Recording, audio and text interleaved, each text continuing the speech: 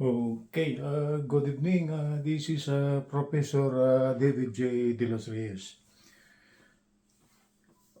It's May 25, 2023. The time is around 10:32 p.m. Okay, my subject matter for tonight will be a new topic, and this will now be the last topic on advanced mathematics. This is the so-called Taylor's series. Okay, let's proceed. So we are almost done with advanced mathematics, and this will now be the last topic that I will be discussing. And this is now advanced math. Okay, lesson number 45. The title of the lesson is actually Taylor's series. Taylor is a mathematician that formulated an equation on how to bring out uh, an equation involving function of x. If there is the so-called Maclaurin series of expansion of any function of x, there is also a Taylor series for finding function of x in terms of x. Okay, let's try to bring out the form of Taylor series. Taylor is a family name of the mathematician who invented this equation here.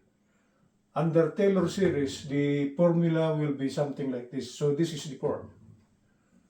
Any function of x could be written as function of x, okay, plus f prime of h times the quantity x minus h plus f double prime of h over 2 factorial times the quantity x minus h quantity square plus f triple prime of h all over 3 factorial times the quantity x minus h to the third power plus some other values.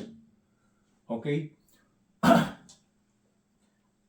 There is a new variable under the Taylor series equation that is actually h. This is h.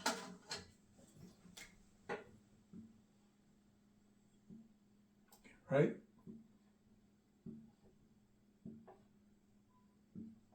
Okay. So meaning, any function of x could be written as equivalent to this one by following this. And the variable on the right hand side is actually x and h. If under Maclaurin series of expansion, the only variable on the right is actually x. For Maclaurin series, no, for Taylor series, the variables are actually h and x. Okay? There's a note over here. Maclaurin series is a special case of Taylor series, that is when h is equal to 0.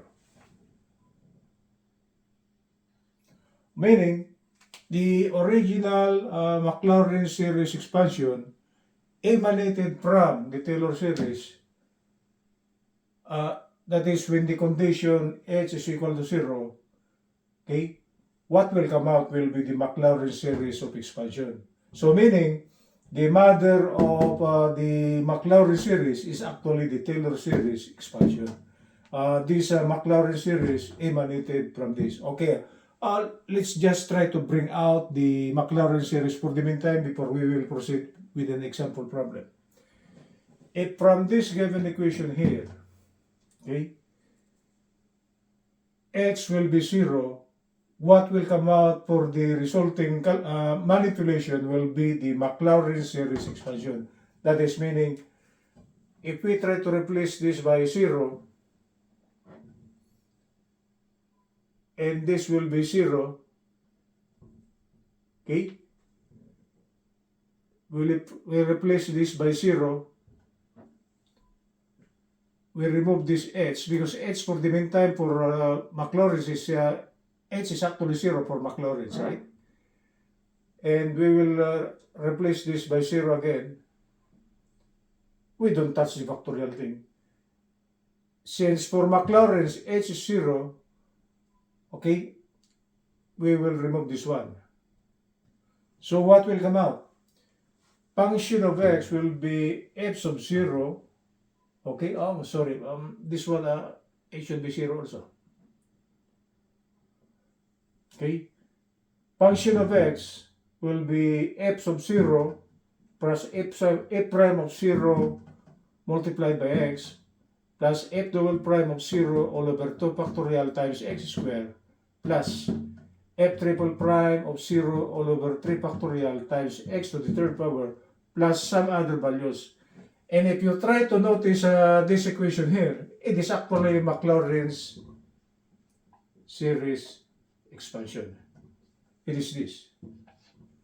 That was actually our previous topic. That is under Maclaurin series expansion. Any function can be written as function of x can be equal to f of 0, f prime of 0 times x, f double prime of 0 over 2 factorial times x squared plus f triple prime of 0 over 3 factorial times x cubed plus some other values. So actually, this is a Maclaurin series of expansion, our previous discussion, right? And it was derived from the formula Taylor series. That is, when the condition h is equal to 0. Okay? Okay, I will try to bring back again h. Because later on the example problem, we will follow this. This is h. This will be h. This is x minus h. X minus h. This is h. X minus h. Okay? Okay? That's the Taylor series. Okay? As I have said a while ago, when h is equal to 0, we will substitute here. What will come out is the Maclaurin series. I bring back the Taylor series equation because in our example, we will be following this. Okay, let's try to bring out an example problem by using Maclaurin's, Taylor series expansion. I will try to check my camera. The given problem is calculate the value of sine of 31 degrees using Taylor series up to 5 decimal places. Okay? So meaning, by using the Taylor series expansion, okay, the problem is asking for sine of 31 degrees. Okay? To bring out the solution, we will let h equal to 30 degrees. Okay? For the meantime, the value of h is actually not 0. So we will be using this formula here. And 30 degrees is actually 5 over 6 radians. Okay, function of h will be sine of x. Okay, f prime, the second derivative will be the derivative of this one. It is plus cosine. The second derivative will be the derivative of the first derivative. It will be negative sine. Because the derivative of cosine is negative sine. Third derivative, okay, should be negative cosine of x. Negative open quantity, the derivative of sine is plus cosine, so it will be negative cosine of x. The fourth derivative will be the derivative of the third derivative, that is minus open quantity. The derivative of cosine is a negative sign, so a negative open quantity, negative sign, it will now become plus sine of x. And f to the fifth of h is actually the derivative of sine, and it will still be a cosine. Okay? So you know how this came out. Sine, it will become cosine, it will be negative sine, negative cosine. This will now be plus because the derivative of cosine is negative sine. A minus and a minus will be a plus sine. And the last one, it will still be a plus cosine of x. Okay, those were the differentiations needed for us to, what I call this, place on the so-called Taylor series formula.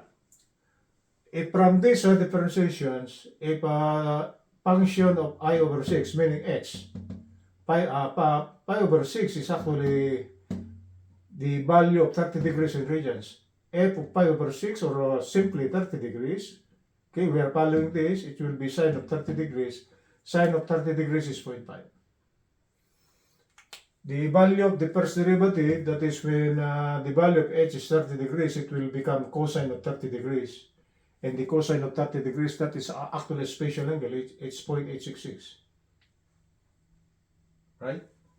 The third derivative will just follow this, negative sine of x. So negative sine of 30 degrees, it will still be 0.5, but this should be preceded by negative sign because this is negative sine of 30 degrees. Fourth derivative, this is fourth. Right? It will be plus sine of x, sine of 30 degrees, okay? And this will be 0.5. Oh, the third derivative is negative 0.866. The fifth derivative, that is when h is actually 30 degrees, it will be cosine of 30 degrees. It is plus, so it is 0.866. So the first value is 0.5 plus 0.866, negative 0.5, negative 0.866, this is 0.5, this is 0.866. These are the values needed, okay, for us to compute for the sine of 30 degrees by using the Taylor series formula. Okay, let's try to compute what will be the value of x minus h. This function here, this function. We put the value of x to be 31 degrees, so x minus h will be 31 degrees, okay, minus 30 degrees, because we put that the value of h is 30 degrees. So 31 degrees minus 30 will be 1 degree. Converting this 1 degree to radians, it is actually pi over 180 radians. Or if we try to divide pi divided by 180, the value is 0.1745 radians. So this value here, which must be expressed in radians, this should be the value that will be substituted here for us to compute for the value of sine of 31 degrees. So substituting, okay, by following the Taylor series formula, sine of 31 degrees, this is actually sine of x, okay, because x is 31 degrees.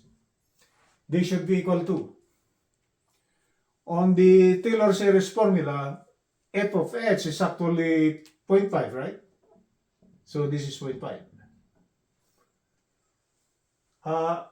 F prime of h is actually 0.866. So this is 0.866, okay, times the value x minus h in terms of radians, that is times 0.01745.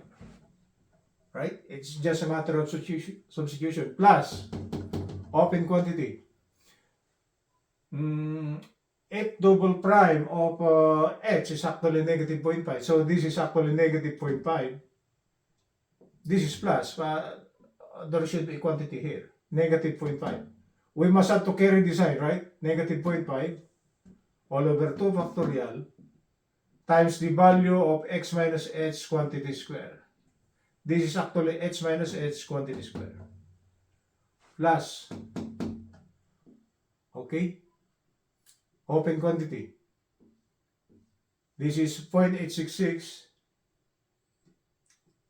all over 3 factorial, which is 3 times 2 times 1, times the value of x minus h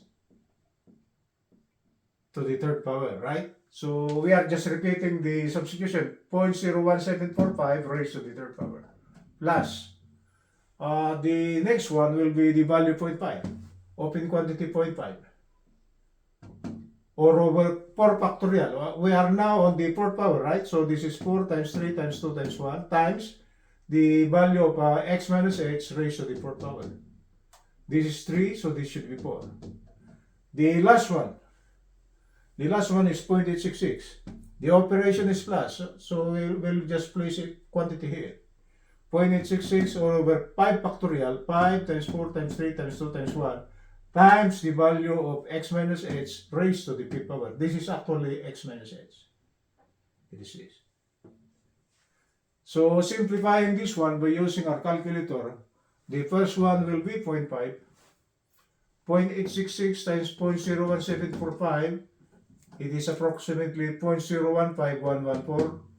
The third one, this is plus and this is plus. The third one, this is plus, but this is minus. A plus and a minus, it will become minus, right?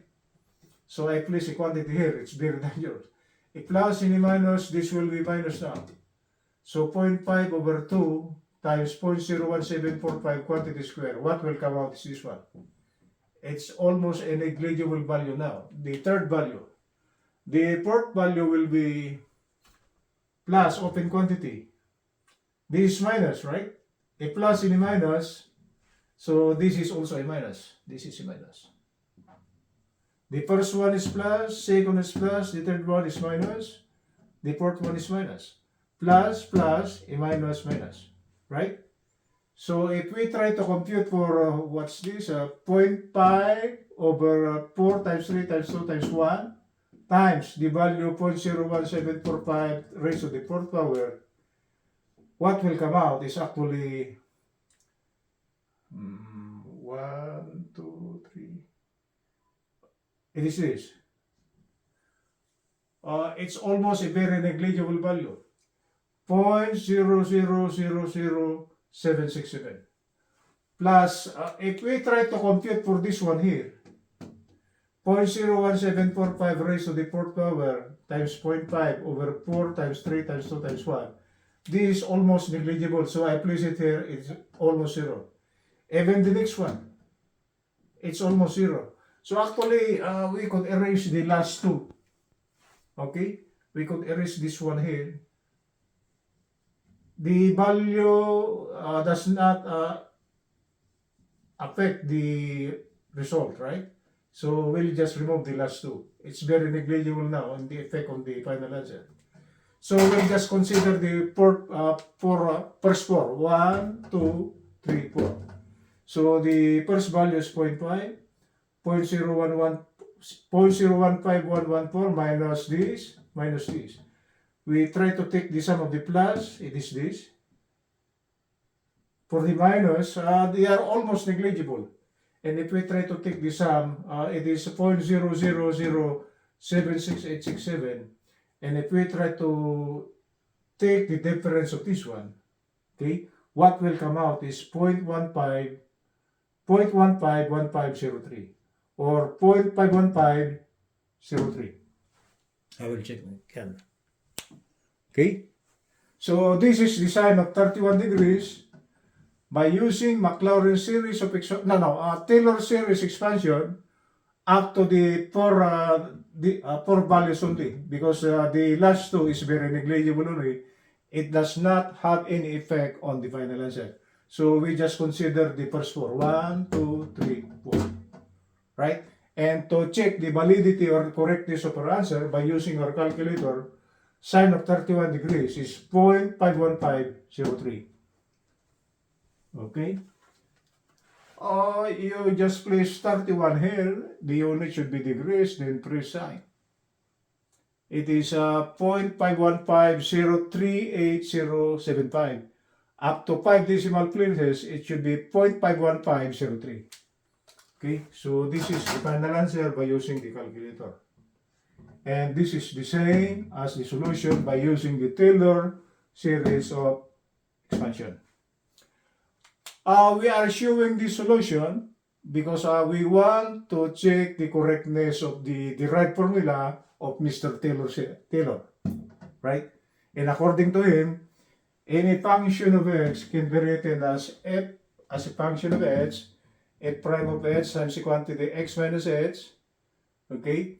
F double prime of h over 2 factorial times x minus h quantity square, f triple prime of h over 3 factorial times x minus h to the third power, and so on.